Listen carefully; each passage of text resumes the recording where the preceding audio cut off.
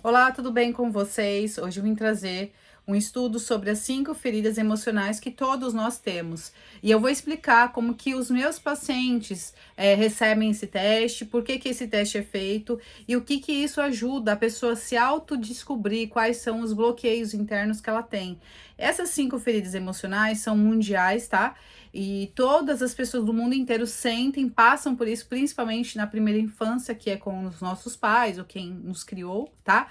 E eu vou falar um pouquinho também sobre o que cada ferida gera nisso, a gente adolescente barra adulto, e como que a gente leva isso no decorrer dos anos da nossa vida. Então, eu vou contar histórias aqui pessoais, vou contar histórias de pacientes, de casos reais para vocês se identificarem melhor, tá bom? Então, fica até o final do vídeo para você entender um pouquinho como que você descobre quais as feridas emocionais que você tem, tá bom? Então, vamos começar a primeira, abandono. O abandono, as pessoas sempre acham que o pai abandonou. Eu já tive casos de pacientes que a mãe acabou de ter o filho, a filha, e dá pro pai e fala: eu não tenho capacidade de cuidar, e vai embora, some do mapa. As pessoas sempre têm essa visão de abandono ser geralmente o abandono físico. E não, o abandono pode ser você ter pai e mãe e você se sentir abandonado. Abandonada. Como isso? O pai, a mãe que trabalha demais, o casamento dos pais, que é um casamento infrutífero. E o casamento infrutífero, o que que acontece? Os filhos acabam crescendo num ambiente de muita briga, de muita desconfiança, um ambiente que a mãe chora demais, um ambiente que o pai é infeliz demais, e os filhos ficam sempre de lado. Então, esses filhos, mesmo às vezes tendo os pais casados, eles se sentem abandonados, eles se sentem sem ser olhados. E o que que isso gera? A primeira figura, assim, maior, a carência afetiva. Isso a gente vê muito nas meninas. Eu conheço mulheres que não conseguem ficar sozinhas. Às vezes elas estão na maior paz da vida, trabalhando, tendo seu dinheiro, sua independência, elas vão atrás de um companheiro por desespero. Então a carência faz a gente entrar em relacionamentos afetivos doentios. Isso se aplica para homens e mulheres, mas principalmente, infelizmente, para as mulheres. Eu conheço muitas pessoas que não têm às vezes já se separou, às vezes tá solteira e fica atrás de um relacionamento, porque esse abandono veio lá de trás com os nossos pais, com quem nos criou, no caso, às vezes, e essa ferida, ela fica aberta, porque como eu fui abandonada na minha infância, eu sinto que eu não posso ser abandonada de novo, eu tenho uma pendência, eu tenho uma carência afetiva. Então essas mulheres entram em relacionamentos que não estão felizes. A maior parte dos casamentos hoje em dia é muita briga, é muita confusão, é muito xingamento, e quem sofre, infelizmente, que vai repetir a cena são os nossos filhos. Então, provavelmente você que fica atrás sempre de um parceiro, de uma parceira, você teve a raiz do abandono, você tem essa ferida interna, e se você passar por um trabalho terapêutico, falar sobre essas feridas emocionais, entender como funciona cada uma delas, você vai ver que realmente isso existe. Isso tem que ser trabalhado enquanto é tempo, para você não replicar isso para gerações futuras, tá bom? Então, essa é a primeira raiz, a primeira ferida emocional que todo ser humano tem, cada um em graus menores, outros maiores. Mas como que eu identifico se eu tenho um grau grande dessa ferida? É aquela pessoa que ela não se vê sozinha. Ela sempre tem que estar em relacionamentos amorosos. Às vezes é uma porcaria, mas ela tem que estar em relacionamentos amorosos. Então são pessoas carentes. Então eu vejo que às vezes as pessoas se incomodam com pessoas que ficam muito tempo escolhendo, solteira, muito bem. E ela mesma tem esse incômodo. Eu não conseguiria fazer isso. Mas por quê? Porque você tem essa raiz do abandono, essa ferida aberta, ela grita dentro de você. Enquanto você não olhar isso com carinho, não tratar, não entender, não ressignificar, você sempre vai sair de um relacionamento e entrar em outro, e geralmente relacionamentos problemáticos, tá bom? A segunda ferida emocional é injustiça. Injustiça não é só de ver coisas erradas, que às vezes as pessoas acham que é isso, né? A palavra é isso já realmente significa. Não. A ferida de injustiça são aquelas crianças que viram muitas coisas erradas dentro de casa. Por exemplo, vou dar um exemplo aqui geral para vocês. Uma criança que viu os primos ganhar roupa de marca, viajar, e essa criança nunca conseguiu fazer nada. Então, por mais que talvez essa criança aceite, ela seja um bom filho, uma boa filha, ela vai ficar com essa ferida de que por que todo mundo tem isso aí, eu não tenho? Sabe o que já aconteceu comigo? Só para vocês entenderem como a gente vê a raiz do outro. Eu lembro que eu trabalhei numa empresa e eu sempre tive porte magro. Eu já sou de uma família que tem porte magro.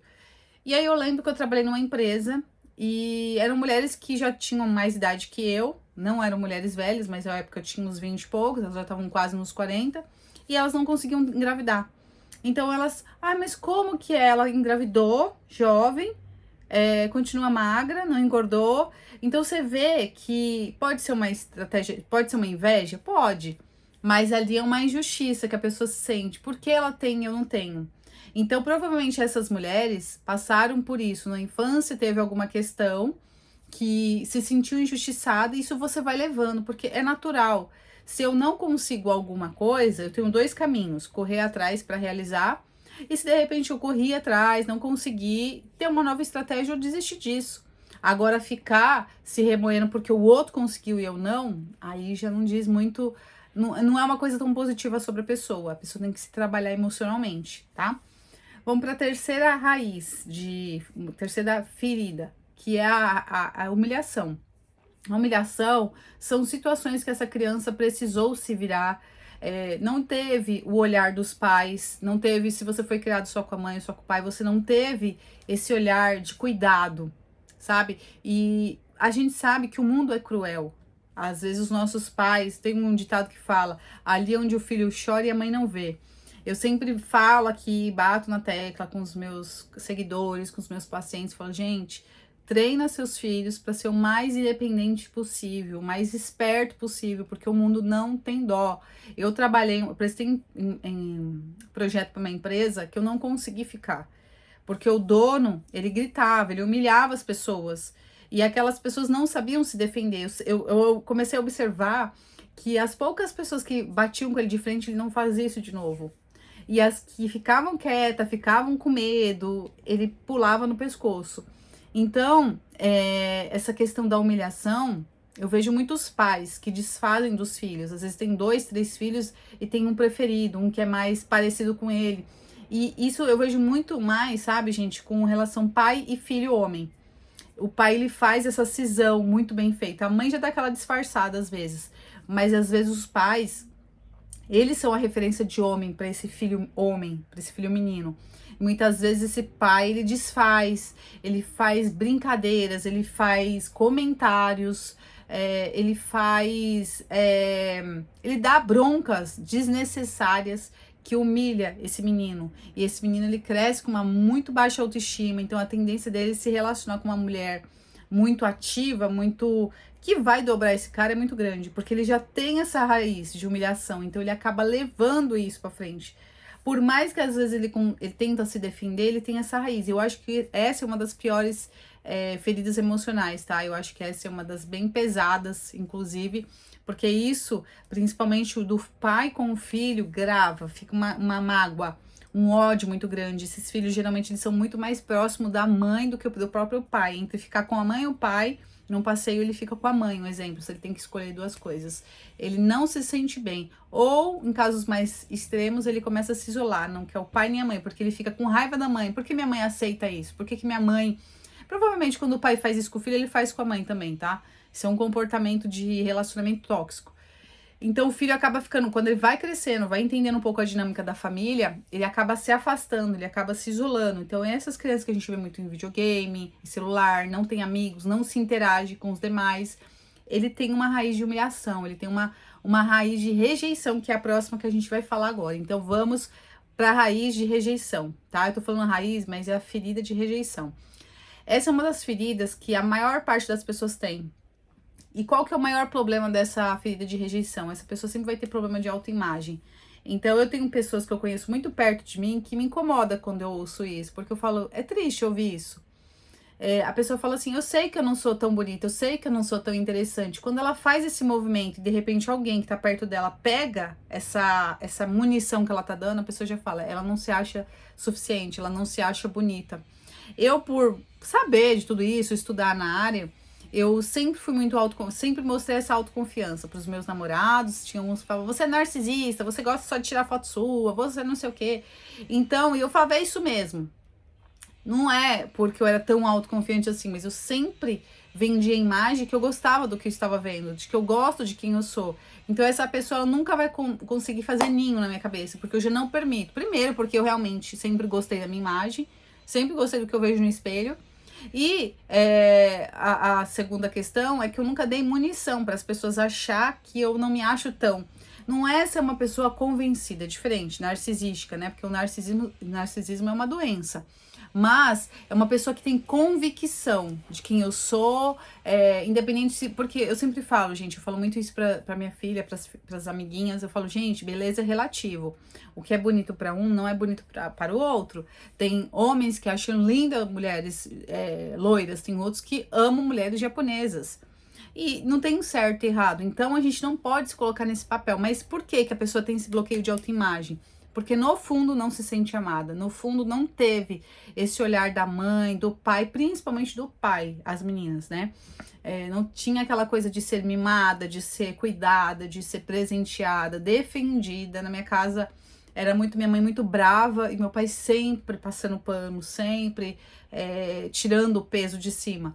Então, por um lado, isso faz a menina crescer autoconfiante da beleza dela. Não adianta a mãe ficar falando você é lindo, você é linda, porque isso gera um outro contraste de pessoas que fica se autoafirmando, porque você não tem que falar, você tem que mostrar. É o que eu sempre falo, não fala, mostra, faz, as pessoas percebem. O nosso corpo, ele grita, né? Quando a gente tá confortável, quando a gente tá desconfortável, é muito nítido. E aí o que acontece com essas crianças, adolescentes que não têm uma autoimagem boa, fica se autoafirmando o tempo todo na internet. Ou mostrando o corpo, ou falando que é lindo, ou tirando fotos, assim, com aquele ar de artista, e você vê que, na verdade, as pessoas acabam até tirando sarro, porque percebe que não é aquilo, entende? É o que eu falo, eu que tenho a linguagem do corpo, assim, de core salteado, a gente bate o olho e a gente já sabe. Mas não precisa ser uma pessoa especialista para entender sobre isso. Então, a ferida da rejeição. E quando a criança, os especialistas falam, tá? Que é uma das, acho que depois só da humilhação que ela ganha. A rejeição, como ela começa? No ventre da mãe. Então, são crianças que não foram planejadas, crianças que a mãe falou, tô grávida. Tava num relacionamento, não tava nem firme e aparece grávida. E aí o pai rejeita, a mãe não quer, ou os dois não querem, um não quer. Então a criança sente isso dentro do ventre, que não foi bem-vinda, não foi planejada. Então geralmente são crianças mais revoltadas, são crianças mais agitadas, ou são crianças que você não sabe o que tá pensando, não fala, não se expressa, muito excluída. Porque no fundo, segundo os especialistas, a criança sente essa rejeição e tem um problema da autoimagem. Então, é uma criança que não se expõe, não é uma criança que se socializa como as outras. É uma criança que tem muitos problemas nesse sentido, tá? E isso acaba levando pra vida adulta. Sempre quer mexer no corpo. Já viram essas pessoas que fazem 10, 20, 30 mil cirurgias e nunca tá bem? Porque não tem bloqueio de autoimagem. Então, isso tem que ser trabalhado pra ontem, tá? E a última, que é a mais polêmica, mas não deixa de ser uma das mais importantes, é a traição. A traição, as pessoas sempre têm aquela imagem de que, porque meu pai traía minha mãe traía meu pai, porque na família da minha avó todo mundo traía todo mundo. Não, não é só isso. Tem a questão da traição, que toda traição traz uma rebelia dentro da casa. Acaba com a estrutura da casa, com os filhos, a confiança dos filhos com os pais, dos pais com os filhos. Os filhos muitas vezes não respeitam esse pai ou essa mãe que traiu o pai. E também a própria mãe, que às vezes aceitou a traição. Ou vice-versa, já tive casos que a mãe traía e o pai perdoava, e os filhos, mas por que você tá aqui? Vai embora, termina isso. E o pai e a mãe ficam ali prostrados, adorando aquele esposo, aquela esposa. E então essa raiz da traição, qual que é a pior dinâmica dela? São pessoas extremamente desconfiadas. São pessoas que não confiam em ninguém, são pessoas que não conseguem acreditar 100% em ninguém. São pessoas que têm um bloqueio, sabe do quê? Não consegue entender que porque erraram com você, a pessoa já tem na mente dela que todo mundo vai errar, que todo mundo vai descumprir a palavra, que ninguém vai conseguir cumprir realmente com aquilo que está prometendo. Então essa pessoa sempre vai ser uma pessoa muito desconfiada. E a tendência dessas pessoas, segundo os especialistas, são pessoas que vão entrar em relacionamentos que vão ser traídas. Porque sabe aquela coisa de tanto que eu tenho medo, eu acabo traindo, eu acabar atraindo para mim isso? Então, é uma raiz que se a pessoa não se estuda, não se entende, não sabe por que ela tá vindo, não sabe trabalhar em cima dela em terapia, ela vai levar isso para os filhos, para as filhas. Porque a minha desconfiança, o que eu tenho de ruim, eu acabo passando automaticamente pro meu filho e pra minha filha, sem eu perceber, né? Por exemplo, vou dar um exemplo bem aqui gritante para vocês. Se eu sou uma pessoa que eu falo muito palavrão dentro da minha casa, provavelmente meus filhos vão falar muito palavrão, porque tá acostumado a ouvir eu ter esse comportamento. Se eu sou uma pessoa extremamente educada, sensata, né? Isso você também tem que replicar e os seus filhos verem você fazendo. Com certeza você vai ter filhos educados. Uma coisa que eu sempre falava pra minha filha: nunca bata a porta na casa de ninguém. Entrando ou saindo, não bata. Isso é falta de educação. E uma vez ela chegou pra mim e falou: mãe, a fulana toda vez vai, bate a porta e a pessoa achou ruim, o pai da criança achou ruim. Eu falei: você tá vendo como o que eu falo pra você tem sentido? E eu sempre, nem na minha casa eu bato porta, não gosto dessa coisa de bater porta, que eu acho uma coisa agressiva, uma coisa, sei lá, desnecessária. Então, ela só faz porque ela vê eu fazendo também. Então, automaticamente o que eu faço, ela acaba absorvendo o meu comportamento. Então, por isso que é tão importante você, mulher, você, homem, fazer terapia, fazer esse teste das 5 feridas emocionais. Eu faço isso com todos os meus pacientes, tá? Tudo online, tenho os materiais, e isso a gente trabalha muito forte. Qual que é a ferida que tá gritando e que você não sabe que tá aí dentro? Qual é a ferida que tá... porque a gente tem uma porcentagem, passou de 40% já é agravante, tá? Geralmente todo mundo tem a 5, mas até 10, 20% é normal, é algo controlável. Passou disso, dos 40 para frente, já é algo que tem que ser trabalhado, porque aí já tá em estado grave, vamos colocar assim, já tá na UTI, tá bom? Então você que tem interesse em fazer atendimento comigo, vou deixar o e-mail para entrar na lista de espera, tá bom? E qualquer dúvida, deixa o seu e-mail, passa que eu respondo sim, com certeza. E até o próximo vídeo.